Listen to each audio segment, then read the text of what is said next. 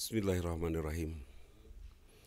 Hamdan wa syukran lillah, syadu la ilaha illallah wahdahu la syarikalah, syadu anna Muhammadan abdu wa rasuluh, amma ba'du.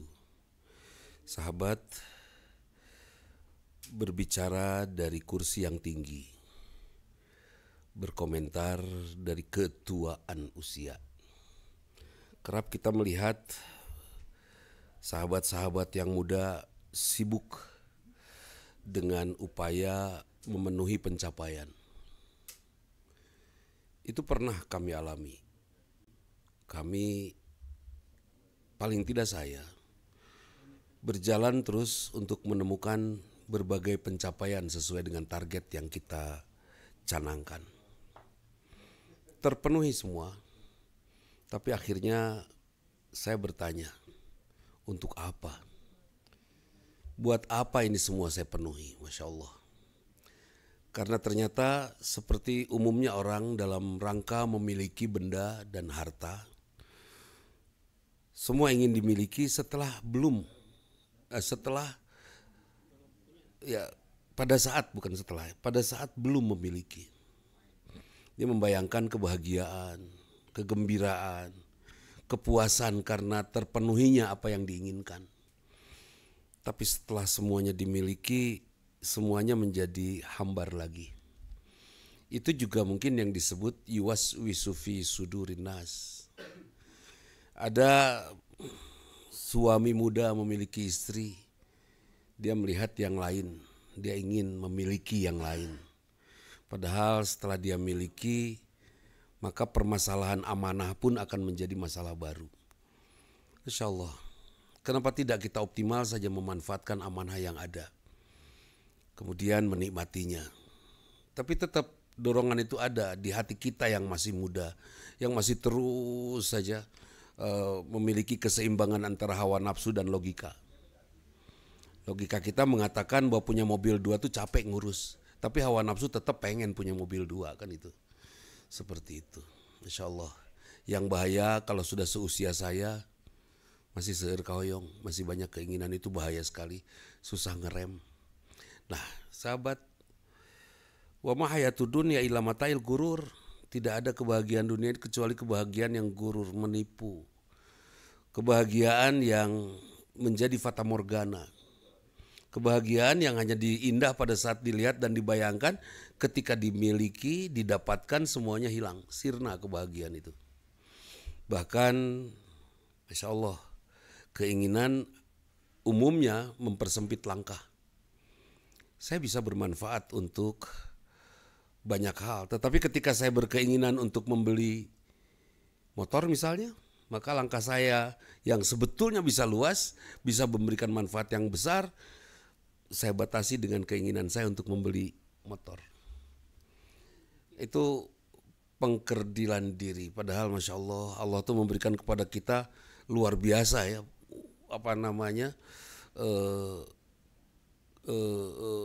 kebermanfaatan yang sangat besar.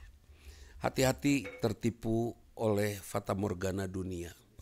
Jangan sampai kita akhirnya pikiran kita, perasaan kita piknik, jalan-jalan kemana-mana kan itu. Melihat seorang wanita cantik, kita pengen dia jadi istri kita, wah sampai piknik kemana-mana. Bahkan persis seperti janji-janji kampanye. Kalau kamu sudah jadi istri saya akan bahagiakan kamu, pret. Kalau kamu jadi istri saya akan saya siapkan ini, siapkan ini. Janji kampanye, kamu akan saya kasih makan gratis. Janji kampanye bukan nama. Jadi ya Allah, itu fata morgana. Padahal setelah didapat, makin cantik seorang istri, umumnya ya, tidak semua, kasuistik saja, itu makin berat untuk merawatnya. Bukan merawat bagaimana menjaga kecantikannya, tetapi merawat bagaimana kita mencintainya. Ya, akibatnya banyak laki-laki tersiksa oleh kecantikan istrinya. Karena yang cantik itu terasa bautnya, kerasa bermuka masamnya itu kerasa ke hati gitu. Beda dengan nyeri hatena kerasa, beda dengan wanita yang tidak cantik, rek nyeri ge orang teu nyeri, tegelis gitu kan. Itu. Nah, bagaimana mewaspadai supaya kita tidak terjebak oleh tipuan keindahan dunia ini? Kan ada pernyataan ahli hikmah, man arafa nafsahu faqad arafa rabbahu. Barang siapa tahu kenal dirinya, maka dia akan kenal siapa yang merawat dirinya. Bukan man arafa nafsahu faqad arafallah, bukan, tapi robbahu. Ketika saya tahu diri saya seperti apa, saya tahu siapa yang merawat saya. Siapa yang membuat mata saya berkedip, siapa yang membuat saya menguap, siapa yang membuat saya menggeliat pada saat bangun tidur misalnya. Insya Allah. Ketika saya tahu bahwa semuanya juga la haula wala quwata illa billah, tidak ada kekuatan kecuali dari Allah, tidak ada upaya kecuali dari Allah. Bahkan sholat saja, hayya 'alas sholah, hayu kita sholat, mari kita sholat, jawaban kita sama, la haula wala quwata illa billah. Betul-betul Allah yang menggerakkannya. Jadi sangat niscaya kalau kita bersandar hanya kepada Allah saja. Sudah, jangan kepada yang lain, kepada Allah saja, karena Allah yang menggerakkan semuanya kok. Ketika sudah beres sholat, seorang anak yang belum kenal Allah, dia ditanya sama orang tuanya, "Dek, udah sholat?" "Udah, Pak." "Oh, aku kan rajin." Ketika suami ditanya oleh istrinya, "Pak, udah sholat?" "Oh, udahlah, Papa kan muslim." Ketika istri yang soleha ditanya, "Mama udah sholat?" "Allah mengizinkan Mama sholat." Beda deh tah cari tanah. Jadi betul-betul ketergantungan kita kepada Allah menghindarkan kita dari ketertipuan oleh dunia. Caranya kenali diri kita, karena diri kita tidak pernah ada kecuali karena kita yakin Allah yang menggerakkannya. Beda dengan tadi dikatakan oleh Descartes. Descartes mengatakan cogito ergo sum, ya. Aku berpikir maka aku ada. Kalau buat saya tidak, aku sholat maka aku ada. Kalau aku tidak sholat, anggap saja tidak ada, kan gitu. Kalau Descartes mungkin belum masuk ke wilayah keagamaan seperti itu. Nah, jadi sahabat, waspadai ya, jangan sampai ketipu sama dunia. Banyak sekali orang ketipu dan itu karena iklan. Dulu yang namanya wanita cantik itu rada-rada gelap, ya, eksotis. Oh, yang eksotis laku waktu itu. Terus sekarang ada artis Korea yang cantiknya yang putih, der nu bararodas, laku. Wah, tuh sampai orang pakai pemutih atuh. Iya, pakai pemutih mandi ge. Kenapa pakai pemutih? Iya, supaya keputihan. Ya, beda deui tah. Itu sudah, ya Allah. Hayang bararodas. Dulu yang rada keriting yang lucu teh ya. Wah, sampai viral.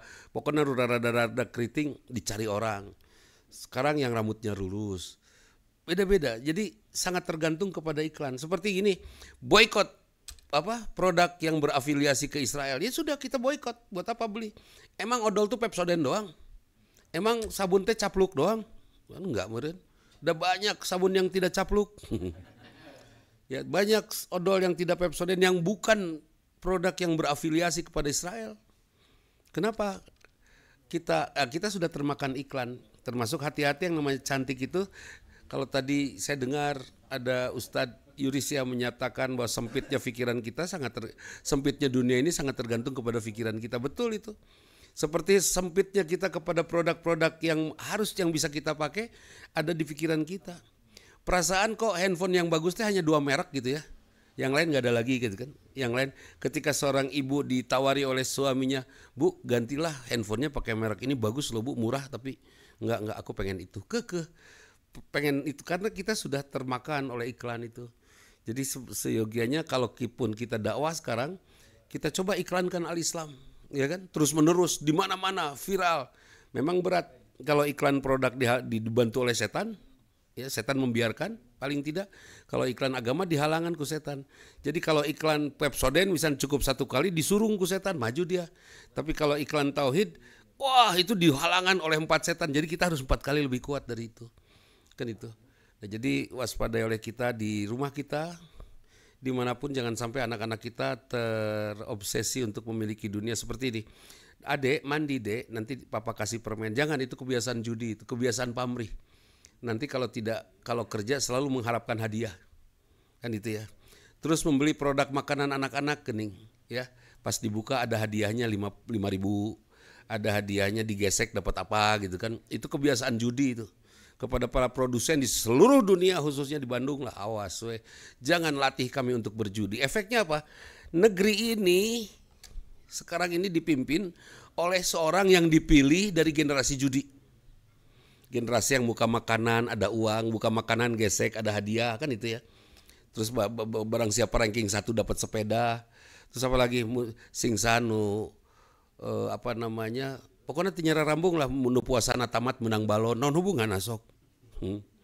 Pan lebaran teh beli baju baru oke lah ya nyambung. Iya lebaran udah beres lebaran dar kata ko sapeda nanauna tuh hubungan lebaran jeung sapeda. Hadiah itu jangan ada. Sudah objektif saja. Kalau berkarya, biarkan kebahagiaan itu bukan ada pada hadiah, tapi ada pada kebahagiaan diri dan rasa syukur kepada Allah.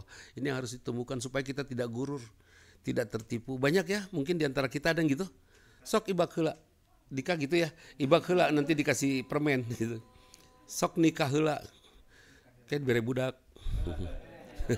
Iya, dan dia makan gitu gerak setengah we nikah teh geus boga budak itu. Bahaya. Bukan, nikahnya second.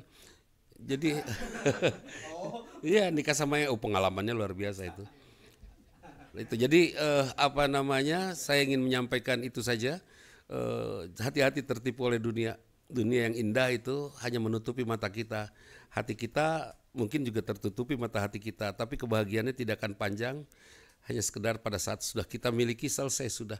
Ini bahasa dari ketuaan. Saya mengalami itu. Di perjalanan panjang usia saya sampai hari ini mengalami bahwa kita sering tertipu. Ya, waspadai. Itu saja, mohon maaf. Aku qouli hadza wa astaghfirullah li wa lakum. Assalamualaikum warahmatullahi wabarakatuh.